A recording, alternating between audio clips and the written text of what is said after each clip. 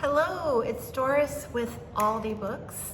It is Sunday, but I'm at work because we are working on Saturday and Sunday, regular school days, so that we can have 7 days off for Labor Day holidays. So instead of having a 5-day vacation, we're gonna have a 7-day vacation. So we don't mind working today and tomorrow, or no, yesterday and today. Anyway, my hair, if you're wondering, I live in Southeast Asia, a little coastal community about 2 hours from Hong Kong, and it is very humid here right now. It is very humid. So I have humidity hair, if you know, you know. Anyway, I'm gonna do a currently reading since I missed Friday, but I mean, we call this finally Friday because we're finally finishing the week. Anyway, currently reading, I'm a success story. So first up, I want to talk about the book Naturalist pick for April, and that was Understory by Inga Simpson. So the book Naturalists is a book club run by Heidi from My Reading Life and myself, and we focus on nature writing, but we try to do that in a diverse way. So this month for April, we chose this one, which is an Australian read. And I really enjoyed the first half. She talks about different trees in Australia, different trees that are prominent there and important there, maybe endangered there. She talks about how they're important to the wildlife. And I really enjoyed that interaction, that part of the story. And she intersperses that with her own personal life. And she's an author, obviously, but trying to get into the writing field and how difficult that is. So the second half, she talks about trying to start a writing retreat center and how that didn't work out financially and they lost the property. And to be honest, I didn't really connect with the second half nearly as much. She's quite negative about her life and the difficulties that she was going through with writing and trying to make a living at it. And I mean, it's an important topic, but it's just not one that I connected with personally. But the nature writing I did quite enjoy in that one. And if you're interested in the book Naturalists, next month we'll be reading The Sakura Obsession, the incredible story of the plant hunter who saved Japan's cherry blossoms by Naoko Abe. So this one is also the pick for Springathon's group read. So Springathon is right around the corner. I think it starts May 2nd. I'm helping host that with Emily and Natalie and Heidi. And this is our group read, but if you're in the UK, this has a different title. I just learned about that recently from Heather, from Too Many Heathers. So I will link her channel below, as well as the other hosts, if you're interested in joining us for Springathon or Book Naturalist. All you have to do is read a nature writing book of any sort to join in with Springathon. But we also have some really fun Instagram challenges this year. So I'll link my Instagram channel and the rest as well if you want to follow us on Instagram and join in with that. So, do I need to tell you anything else? I'm super excited. I'm just going to do Springathon the whole month of May. Try to do more vlogging and more Instagramming and just more everything. So, yay. Okay, I have finished several other books since I last checked in. One of them being Fairest by Gail Carson Levine. She's the author of Ella Enchanted that I really enjoyed. I read that in my mid-20s when I was teaching middle school. So I was really into Newbery Award winners and honor books when I was a middle school teacher. This one was really good as well. It centers on a young girl, medieval times, and she just showed up on someone's doorstep and ended up being raised by these innkeepers who just really loved her. It's a singing community, so they bust into song all the time.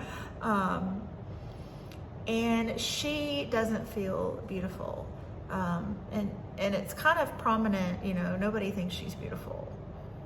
She just doesn't fit into the societal norms of beauty in her community. So that is a theme throughout, and there's some interesting magical things that happen. Actually, it's good and I enjoyed it, but I wasn't compelled to keep going back to it, and I kind of sped through the end just to be done. And I think that I'm just not into middle grade books at the time. I think that's what's going on, because it really truly was a good book if you're into that sort of thing. Then I finished Just for the Summer by Abby Jimenez. This was fabulous.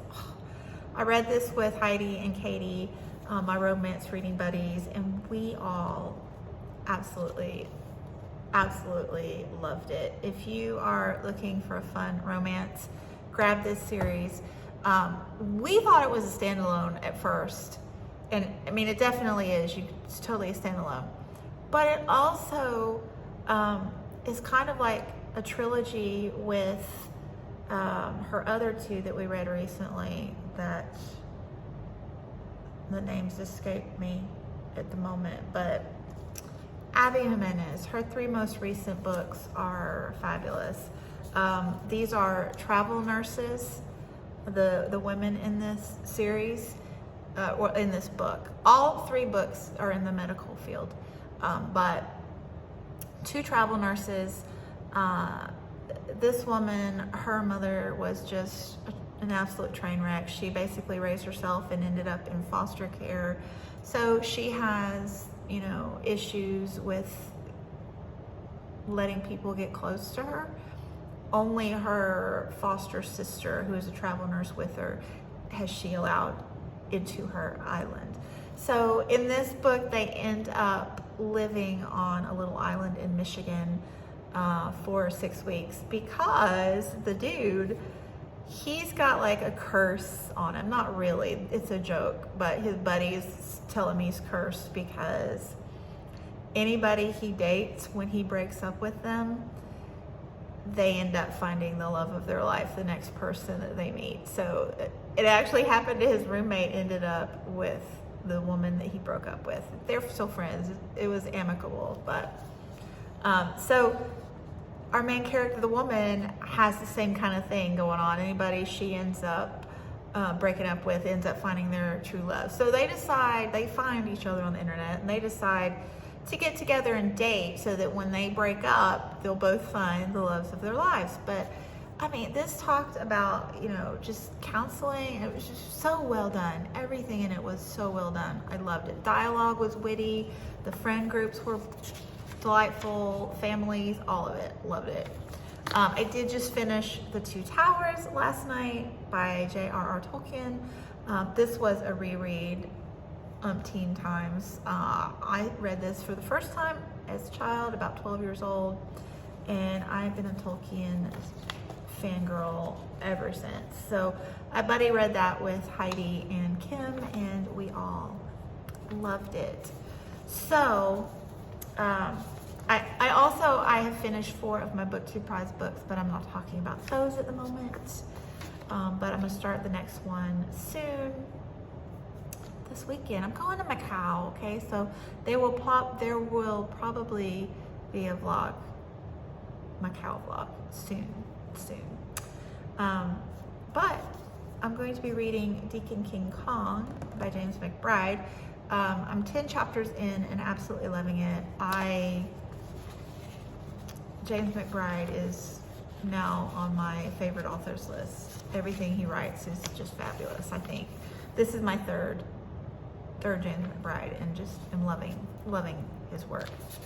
Is it my 3rd or 4th? Anyway, I'm gonna finish that up, and start my next BookTube prize book, and I don't know. Oh, I started, I don't think, I better print a copy of that. I started Funny Story by, is it Allie Hazelwood? No. It's not Allie Hazelwood. She's the science writer. It's the other contemporary writer that's so popular right now. I apologize, I don't recall.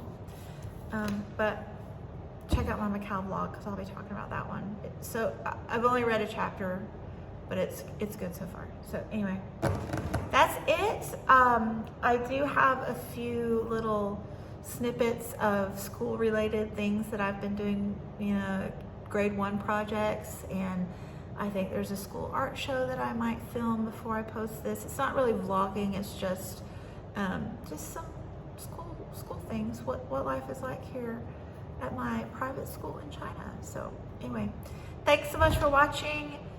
Check out the Springathon links below and stay tuned for the Macau vlog.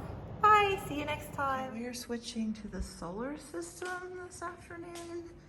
So I have to show you my wall before I take it down. Isn't that freaking adorable? These are their crab drawings.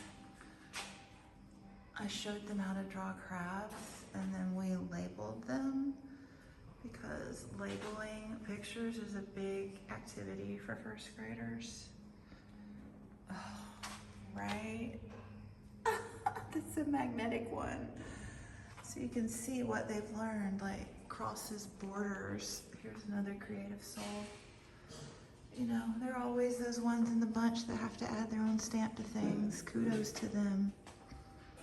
Okay, and now we have our solar system opinions. We have a few blank spaces, but I was wondering why there are so many Uranuses. And then I realized it's because it's frozen. Let it go, let it go. So funny. Ocean dioramas. So beautiful. Oh, cool. Wow. Yay. Whoa. Oh, beautiful. Very creative. Nice. Fun time. Yay. Oh, a beautiful kelp forest. Yay. I have to show you my math game. This is their morning work. So they have little tokens and they move them down the board. So Sophia's in the lead and she's actually, well, she's not done with leatherback turtle, but she's working on it. So what they do is I have these files of multiplication sheets. So they're in first grade, but they're doing a second grade curriculum. And multiplication is really a third grade, skill. But some are ready. So they do these, and on the back, so it's 2 pages front and back. 3 pages are multiplication, and the back is an ocean fun activity. And when they finish one, I check it and they get a luggage tag. So let me show you which one. So there's spider crab, fun, and Sophia, I could not keep up with that girl. She is so fast, but I stumped her finally with the loggerhead turtle. So I gave her this super hard dot to dot, and she's been on it for all week. So it's given me a little breathing room with that. So I'll show you her luggage tag. Okay, so here is Sophia's backpack and her luggage tag. Isn't that the coolest thing ever? Like, I'm so excited about this project that I made. Came up with this all by myself and they love it. So yeah, so when she finishes, she'll have 25 of those. And the tags are based on this diving chart I found. So, you know, they go down all the way. That's gonna be a fun one. There's the Titanic. Yeah. Cool stuff. Okay, it's 11 o'clock in the morning and we're having a mother of a storm, but that's okay. We got umbrella buckets.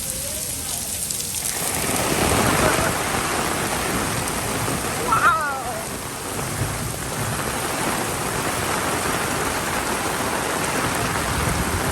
And then you return it to the next bucket. We got an art exhibit. Can't really see those. There we go. Cool. I see his nose. Ah, that's so cute. I love these. Oh, that one. Yeah.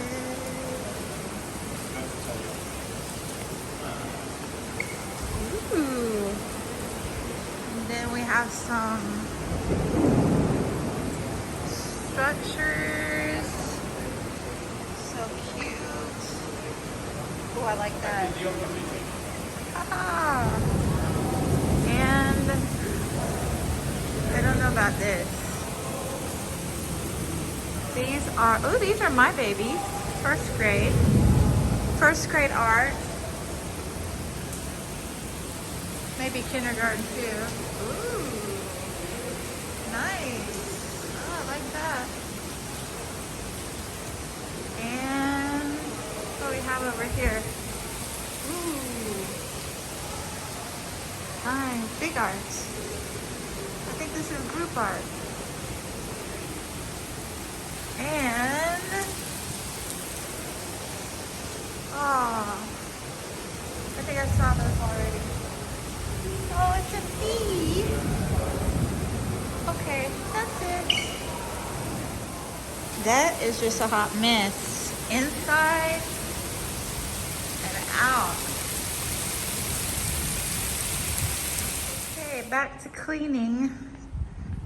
My desk is in good shape, but these are some of my PowerPoints that I accidentally printed, so I put them on the wall not to waste them. And here is some grade 1 art that they've given me. This is amazing, right? This is a grade 1 student, and that is his rendition of, he was sitting here and drew the room. Like, brilliant, right? Oh, okay. Bye-bye.